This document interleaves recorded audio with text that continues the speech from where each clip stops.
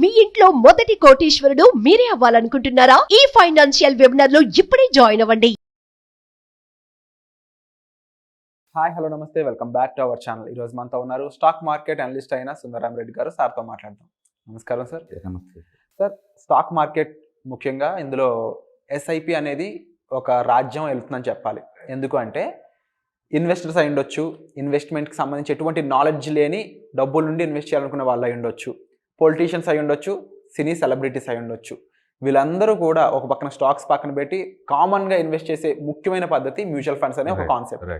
ఈ mutual funds అనే concept ఇది సహీ అయిన కొంతమంది బ్రాండింగ్ చేస్తున్నారు. Funds are subject to market risks అని చెప్పేసి మరి కొంతమంది దీన్ని పుష్ చేస్తూ ఉన్నారు. నా అంశం ఏంటంటే ఈ మ్యూచువల్ ఫండ్ అనేది చాలా పెద్దగా గ్రో అవుతుంది కదా. దీని యొక్క వ్యాలిడిటీ ఏంటి, దీని యొక్క విధానం ఏంటి, ఇది ఎంత పెద్ద ఇండస్ట్రీ తెలుసుకోవచ్చా? సో ఇప్పుడు ఇది total sizes almost more than 50 lakhs crore అండి. 50 లక్షల కోట్ల ఇండస్ట్రీ అండి ఇది. ఈ ఒక్క సంవత్సరమే మనం చూసుకున్నట్లయితే 2 లక్షల కోట్లు ఇన్వెస్ట్ చేశారండి. ఈ ఒక్క 1 yearలోనే 2 లక్షల కోట్లు, దట్ కూడా ఎస్ఐపి ఫార్మేట్లో. అంటే ఇండియాలో స్టాక్ మార్కెట్లో ఉన్న టోటల్ స్టాక్ మార్కెట్లో ట్రేడింగ్ అకౌంట్స్ వచ్చేకల్లా ఆల్మోస్ట్ 17 కోట్లు ఉన్నాయి. 17 కోట్లు ఉన్నాయి. డూప్లికేట్లు తీసేస్తే యూనిక్ ఉన్న అకౌంట్స్ అంటే ఒక పాన్ కార్డ్కి ఒక అకౌంట్ లెక్కేసుకుంటే ఆల్మోస్ట్ 8 కోట్లు ఉన్నాయి ఇండియాలో. Okay, mutual fund total accounts వచ్చే 8 కోట్లు ఉండి 8.4 crores అండి. అంటే ఎంతమంది అదొక ఉద్యమం లాగా తీసుకొని స్టాక్ మార్కెట్లో ఇన్వెస్ట్ చేస్తున్నారో మనం దాన్ని బట్టి అర్థం చేసుకోవచ్చు. నెలకి యావరేజ్ మీద 19,000 crores వస్తున్నాయండి ఎస్ఐపి ద్వారా. 19,000 కోట్లు పర్ మంత్ వచ్చేట్లా ఇండియన్ స్టాక్ మార్కెట్లోకి ఎస్ఐపి ఫార్మేట్లో వస్తున్నాయి ఒక నెలకి. ఇవి కాకుండా డైరెక్ట్గా లంసం పెట్టే వాళ్ళు చాలా మంది ఉంటారు. ఓకే, ఎస్ఐపి ఫార్మేట్లో కాకుండా డైరెక్ట్ ఒక్కొక్కసారి మన దగ్గర లంసం ఉంటారు, ఒక్కొక్కసారి బల్క్లో ఉంటుంటారు. వాళ్ళు ఎక్స్ట్రా అనమాట. అంటే ఈ ఒక్క 1 yearలో లాస్ట్ మనం చూసుకున్నట్లయితే 2016లో మొత్తం ఇయర్ మొత్తం కలిపి 43,000 crores మాత్రమే వచ్చింది. 2018లో 67,000 crores వచ్చింది మార్కెట్లోకి. 2018లో 92,000 crores. ఫస్ట్ టైం 2020లో 1,00,000 కోట్లు దాటిందండి. 2020లో 24లో ఇప్పుడు 2 లక్షల కోట్లు దాటింది. అంటే ఎవ్రీ 4 yearsకి లిటరల్లీ మనం డబల్ అవుతున్నాం. ఇది ఇంకా కంటిన్యూస్ అవుతుందండి. ఎందుకంటే ఇండియాలో ఇప్పుడిప్పుడే ఈ ఫైనాన్షియల్ లిటరసీ బాగా పెరుగుతుంది. ఈక్విటీలో ఇన్వెస్ట్ చేసే కల్చర్ కూడా బాగా పెరుగుతుంది. పర్టికులర్గా యూత్కి జాబ్ రాగానే మొదటి ఎస్ఐపీలో పెట్టేస్తున్నారు. ఎందుకంటే ఒకప్పుడు ఈ ఫైనాన్షియల్ లిటరసీ ఇంత ఉండేది కాదు, అండ్ సోషల్ మీడియా ఇంత అవేర్నెస్ ఉండేది కాదు. ఇవాళ రేపట్లో అందరూ ఈ అవేర్నెస్ బాగా పెరిగిపోయి ప్రతి ఒక్కళ్ళు కూడా ఈ ప్యాసివ్ ఇన్కమ్ మీద బాగా ఇంట్రెస్ట్ చూపిస్తున్నారు. అందుకని ఈ మ్యూచువల్ ఫండ్స్, ఎస్ఐపి పదాలు ఈ మధ్య ఫ్రీక్వెన్సీగా మనం అంటారనమాట. డైరెక్ట్గా స్టాక్ పికింగ్ బోల్డ్ నాలెడ్జ్ కావాలి. బట్ మ్యూచువల్ ఫండ్స్ అలా కాదు, ఎక్స్పర్ట్స్ మేనేజ్ చేస్తుంటారు కాబట్టి అది మనం చాలా సేఫ్ సైడ్గా ఉంటారనమాట. అట్లా ఈ టోటల్ ఈ ఇయర్లో 2 లక్షల కోట్లు ఒక ఎస్ఐపి ద్వారా మార్కెట్లోకి వచ్చిందండి. ఇది ఎంత అంటే ఎఫ్ఐఎస్ టోటల్ సెల్లింగ్తో పోల్చుకుని ఎక్కువ ఉంది. అంటే ఇక ముందు ఎఫ్ఐఎస్ ఎంత అమ్ముతున్నా సరే ఇండియాలో వాలటిలిటీ పెద్దగా రాదండి. ఎందుకంటే ఇండియాలో ఈ మనీ అంతా మార్కెట్లోకి వస్తుంది కాబట్టి వాలటిలిటీ తగ్గుతుంది అండ్ స్టెబిలిటీ పెరుగుతుంది అనమాట.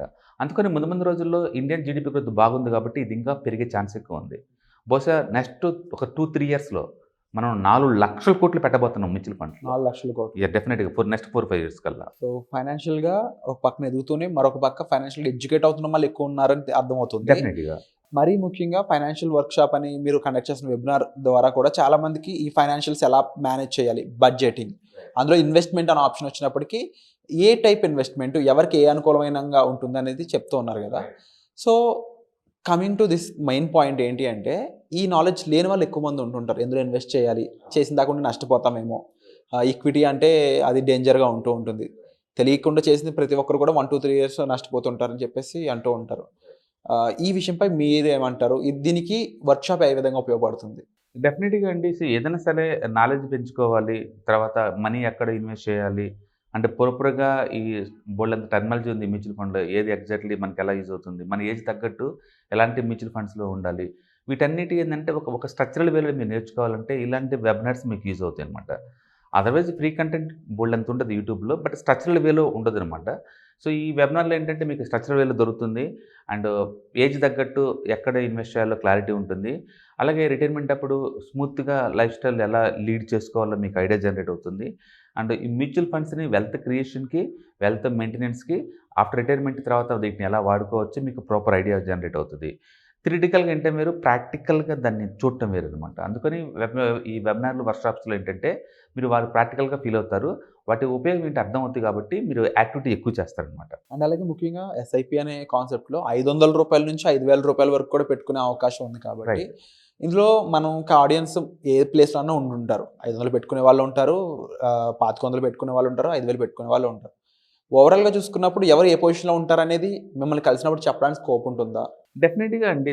బేసికల్గా మనం ఎస్ఐపి క్యాలిక్యులేటర్లో మనం చూసుకున్నాం అనుకోండి, మనం పెట్టే అమౌంట్కి యావరేజ్ మీద మనకి ఎంత వస్తుందో మనకి ఈజీగా అర్థమవుతుంది అనమాట.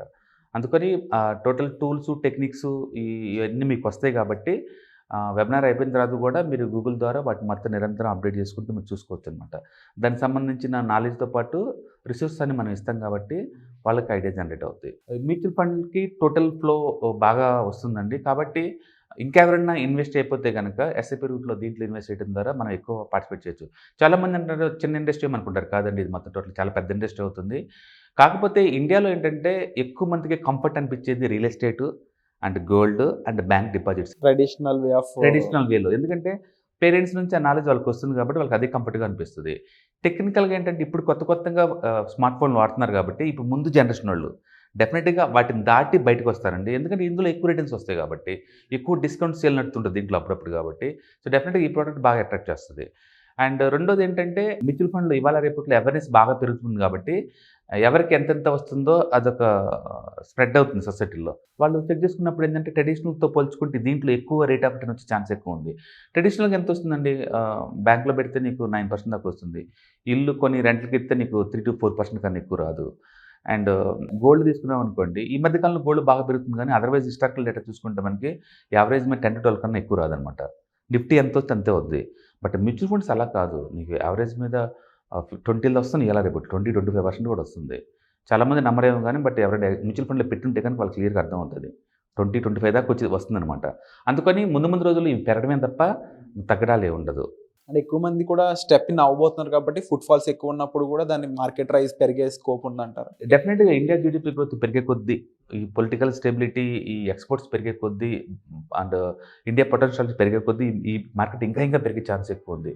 ఫర్ ఎగ్జాంపుల్ ఈ సంవత్సరం ఇన్కమ్ ట్యాక్స్ ఫైలింగ్స్ మొత్తం కార్పొరేట్ ట్యాక్స్ కావచ్చు లేదా పర్సనల్ ఇన్కమ్ ట్యాక్స్ కావచ్చు, గవర్నమెంట్కి వచ్చిన ట్యాక్స్ ఇన్కమ్ 20 లక్షల కోట్లు అండి. 20 లక్షల కోట్ల రూపాయలు వచ్చినాయి. అందులో వండర్ ఏంటంటే పర్సనల్ ఇన్కమ్ ట్యాక్స్ 24% పెరిగింది. అంటే పర్సనల్ ఇన్కమ్ ట్యాక్స్ గ్రోత్ 23% ఉంది అంటే ఊహించండి. అండ్ కంపెనీ గ్రోత్ ఏమో 9% దాకా ఉంది. అంటే ఓవరాల్గా 20 లక్షల కోట్లు గవర్నమెంట్కి ఒక ట్యాక్స్ ఇన్కమ్ వస్తుంది. అండ్ జిఎస్టీ చూసినా సరే ఎవ్రీ ఇయర్ యావరేజ్ మీద 17 lakhs కూడా వస్తుంది. ఏ లెక్క చూసినా సరే ఇవి హై అండ్ ఇన్కమ్ ఉంటుంది గవర్నమెంట్కి. ఇవన్నీ వస్తున్నాయి అంటే పబ్లిక్కి ఇన్కమ్ పెరిగితేనే కదా కట్టేది. అంటే న్యాచురల్గా అందరు కూడా గ్రోత్ స్టేజ్లో ఉన్నారు, అందరికి కూడా ఇన్కమ్ పెరిగిపోయింది. So automobile exports all time హైలో ఉన్నాయి, మొబైల్ ఎక్స్పోర్ట్స్ ఆల్ టైమ్ హైలో ఉన్నాయి. అండ్ ఇండియాలో ఇన్కమ్ లెవెల్స్ ఆల్ టైమ్ హైలో ఉంది, జీడిపి గ్రోత్ ఆల్ టైమ్ హైలో ఉంది, government tax collection all time హైలో ఉంది. వీటన్నిటి ఎఫెక్ట్ స్టాక్ మార్కెట్లో ఉంటుంది లాంగ్ టర్మ్ పాయింట్ ఆఫ్లో. అలాగే స్టాక్స్ ఎవ్రీడే మూవ్ అవ్వాలని అంటలేదు. సో న్యాచురల్గా అన్ని అసెట్స్ మూవ్ అయ్యే ఛాన్స్ ఉంది. ఇండియాలో రియల్ ఎస్టేట్ బాగా మూవ్ అయ్యే ఛాన్స్ ఉంది అండ్ స్టాక్ మార్కెట్ కూడా బాగా మూవ్ అయ్యే ఛాన్స్ ఉంది. So next decades belongs to India. Entire world మీద ఎక్కువ జీడిపి గ్రోత్ ఉన్న కంట్రీ ఇండియానండి. ఇది నెక్స్ట్ 10 years కంటిన్యూ అవుతుంది. Wonderful sir. సో ఇలా ఇన్వెస్ట్మెంట్స్ అనేవి ఏ విధంగా ఉన్నాయి, మీ సిచ్యువేషన్ ప్రకారం మీరు జాబ్ చేస్తున్న వాళ్ళు ఉండొచ్చు, బిజినెస్ చేస్తున్న వాళ్ళు ఉండొచ్చు, లేకపోతే ఇన్వెస్ట్మెంట్ ఇప్పుడే స్టార్ట్ చేద్దాం అనుకునే ఇనిషియల్ జాబ్ చేసే వాళ్ళు ఉండొచ్చు, ఏ సిచ్యువేషన్లో ఉన్నా సరే మీకు ఒక మంచి పోర్ట్ఫోలియో రెడీ అవ్వాలి, మీకు ఒక మంచి ఇన్వెస్ట్మెంట్ స్ట్రాటజీస్ తెలియాలనుకున్నట్లయితే అప్కమింగ్ ఫైనాన్షియల్ వర్క్షాప్ ఏదైతే ఉందో దానికి మీరు అటెండ్ అవ్వచ్చు by calling the following numbers. వాటికి కాల్ చేసి ఎన్రోల్ చేసుకోండి. వచ్చే ఎపిసోడ్లో మళ్ళీ కలుద్దాం. Thank you so much sir. Thank you sir. Suman టీవీలో మీ పర్సనల్ అండ్ బిజినెస్ ప్రమోషన్స్ కోసం కింది నెంబర్కి కాంటాక్ట్ చేయండి.